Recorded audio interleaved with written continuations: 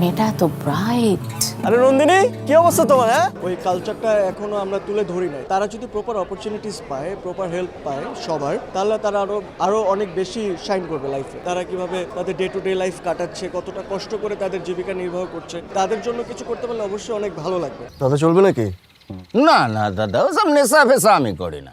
ভালো experience and overall the shooting process it was fantastic. I think বড় screen এটা দেখতে আরও বেশি ভালো লাগবে। And overall the content is very informative.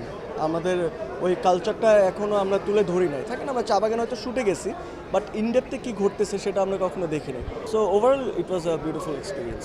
না, আমি দেখেছি ওদিকের মানুষরা যে আসলে সুবিধা বঞ্চিত, তাদের যে আসলে হেল্পটা দরকার, আমাদের সবারই একসাথে হেল্পটা তাদেরকে করা অফকোর্স উচিত। তো ওভারঅল আমার মনে হয়েছে যে তারা যদি প্রপার অপরচুনিটিস পায়, প্রপার হেল্প পায় সবার, তাহলে তারা আরও অনেক বেশি শাইন করবে লাইফে। That's what I believe. আমি যদি এই ফিল্মটা না করতাম তাহলে আমি হয়তো এক্সপিরিয়েন্সটা করতাম না, এই এক্সপিরিয়েন্সটা পাইতাম না। তারা কিভাবে বসবাস করে, তাদের জীবন থেকে শুরু করে তারা কিভাবে তাদের ডে টু ডে লাইফ কাটাচ্ছে, কতটা কষ্ট করে তাদের জীবিকা নির্বাহ করছে, kind of a realization to, যে তাদের জন্য কিছু করতে পারলে অবশ্যই অনেক ভালো লাগবে। এই ফিলিংটা নিয়ে আসলে ওদিক থেকে আসা না, ওরকম কোনো সমস্যা তৈরি হয় নাই। They were very helpful. তারা অনেক হেল্পফুল ছিল throughout the whole shooting process. So ওই দিক থেকে খুবই ভালো লাগছে, ইন্টারেস্টিং লাগছে, খুবই ভালো আর কি। ও বিউটিফুল একজন মানুষ অ্যান্ড বিউটিফুল একজন co-artist. So overall beautiful experience.